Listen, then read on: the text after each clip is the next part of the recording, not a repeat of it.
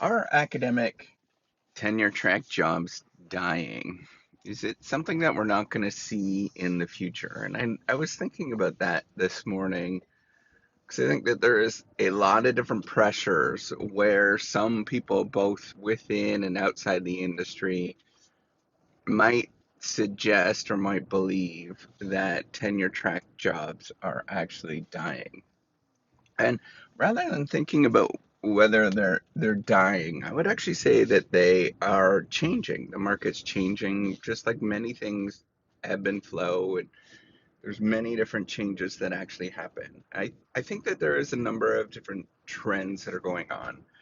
Um, First one, the political changes that are occurring are there's a lot of pressure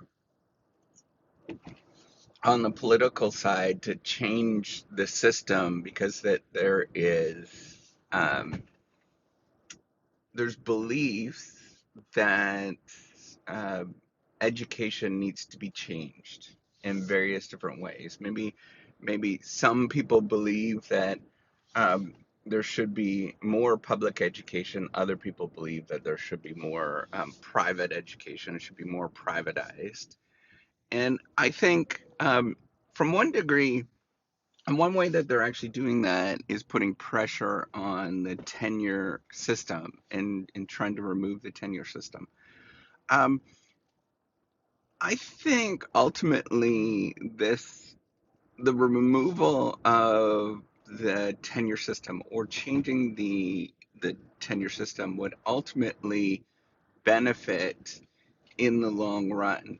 And the reason is would benefit the central role of what it actually is. And the reason is that um, the job is incredibly demanding, and most people, once they do it and they get into it, they realize that they don't want to do it. And they realize that they can't do it. It's just too difficult. Um, the success rate out of PhD programs is higher than um, or the failure rate out of PhD programs is much higher than undergraduate and graduate programs. The ability to get jobs within the particular fields is higher. Um, so, or lower, I mean, it's really difficult to get a tenure track job today. And I think that speaks true of many even years ago. And the reason with all of this stuff is it's a really hard thing to do. It's very daunting and very challenging, and the demands are extraordinarily high. Um, and so, what I think is going to happen with the removal of a system like that, I think ultimately this is why it's going to benefit. It's not going to benefit in the sense that people are sort of thinking, but it's going to allow people. Part of the problem with the tenure system is it creates a lot of lock in.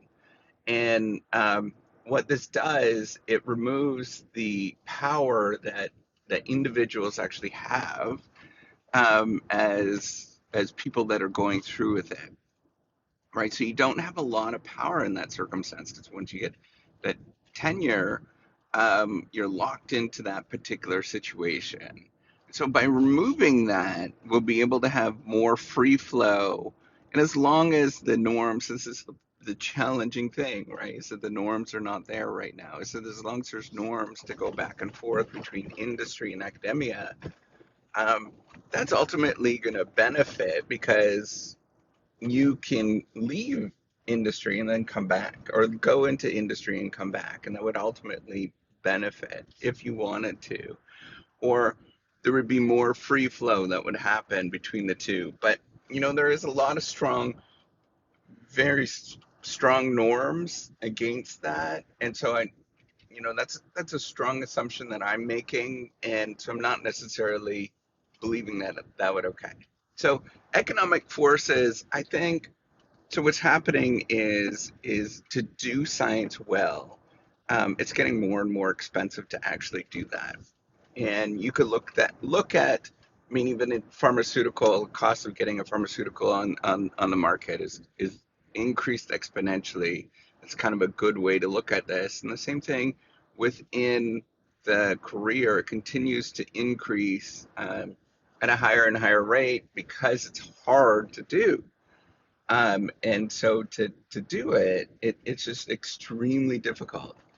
And so I think what's actually happening is a bit of a correction where some individuals are getting paid more. And, and one would hope that this would continue to change and shift. Some individuals are getting paid more for different areas than in some because of the challenging nature of it in because of supply and demand issues that are happening. So economically, um, I think that there is definitely a shift in terms of how expensive it actually is to do this. And it's, in all domains, it's just getting more and more expensive to do good science, to do good education. It's very hard to actually do that. Now, socially, there is, and I think this is what's driving the sort of political side of things, is that socially, that there is a distrust in the scientific effort. I think that there is a growing distrust, not necessarily. I think lots of people do believe it and do believe it's valid, but there's definitely cracks in terms of growing distrust in the scientific effort. You know, Listening to conversations, people are having conversations now that would have been deemed somewhat challenging 10 years ago. And I think it's no different than what you'd see in other markets where this is happening, where there's differences, where people are just being more skeptical um, in terms of the validity of the things that are happening. And I think ultimately questioning some of those rules are a good thing. Um, I think putting it into practice is the challenging thing. I think a lot of it has to do more with um, people just not going through it themselves, right? And once you go through it yourselves, you realize a lot of these things are far more difficult than you think. So I think what we ultimately from a social side of things, um, doing education is hard. Doing and as a corollary, doing the research part of things is really hard, and then teaching is I mean that's moderately hard, but I mean like discovery and learning is extremely hard to do all the time. Um, it's just very hard to get economies of scale on those kind of activities. So I think socially, definitely some of that comes down to shifting acknowledgement and where we're getting education, for example. Um, the belief that some of this stuff comes easy in life. A lot of different undergoing trends that are happening that I think are changing the market in terms of whether a tenure track position is going to be there. Now, the last one is technologically, and I think that's part of what the driving force is that there's a lot of free information that's available, but this thing, um, it's a lot like the availability of libraries, right? The availability of information through new information technology and different tools. There's always been availability of free information for the last 100 years, right? The Carnegies came in and put a whole bunch of libraries across North America. Do we see most people going into a library and reading information for free? And the answer is no, that's not a thing. Um, and what we actually know is that it's more challenging, right? We do need. I think this is where the tenure track position is super valuable. It's that we need people that are guides that sort of see things and walk people through um, on their walk them by their on their side and walk people through. And it's not necessarily because of the technology. Um, this is just human behavior. We can have access to information and knowledge all we want. When you put it into practice, you often need, no matter how much, you often need somebody that helps you and guides through. I'm doing this program right now, Duolingo. I want you to ask the number of people that are actually taking it seriously and doing it all the time and rigorously. It's very small number of people that are actually doing it. Most people will do it for 5 minutes, a month, and then that's the end of it, right? Um, so I want you to sort of think about that in terms of human nature and what we do. Human nature is that is hard to do, and we don't want to actually rationally do those things.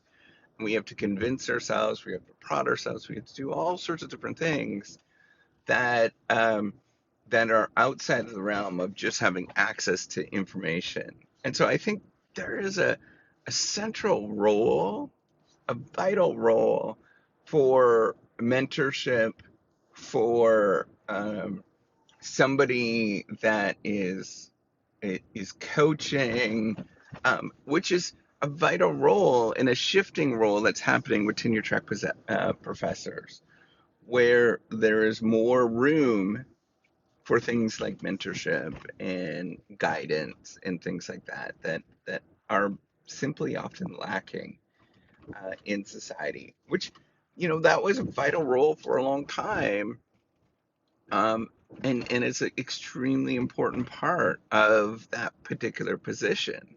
So I think ultimately, if you start breaking it down, you start thinking about it, yes, there's going to be some changes. Yes, the changes are going to be kind of awkward sometimes, but the demand, the market, is going to be around for a long time. And do I believe that the market is bright? I actually do in the very long term. In the short term, I think we're going to go through a lot of turmoil. But in the long term, I think that there is a lot of bright future that can be had with tenure track academic positions. And we might not call it tenure track. And I think that's completely okay. I think removing some of these some of these um, barriers, entry barriers and exit barriers, I think is ultimately good. I think actually removing the exit barrier part of things is ultimately going to be very, very good for the arena. So, why am I actually suggesting this? We have a lot of role models where this has happened, where there's been different deregulations that have happened. So, for example, the airline industry, it was people were very scared about that in the early 1980s, the deregulation of it. But now we know it's vital. Um, it's better than it's ever have been. People are treated far better. People are far more happier than they ever have been, right? If you look at particularly if you're working for a good employer, there's a lot of benefits that are going to happen from all of this, from these changing norms. So, all right, take care and have a wonderful day.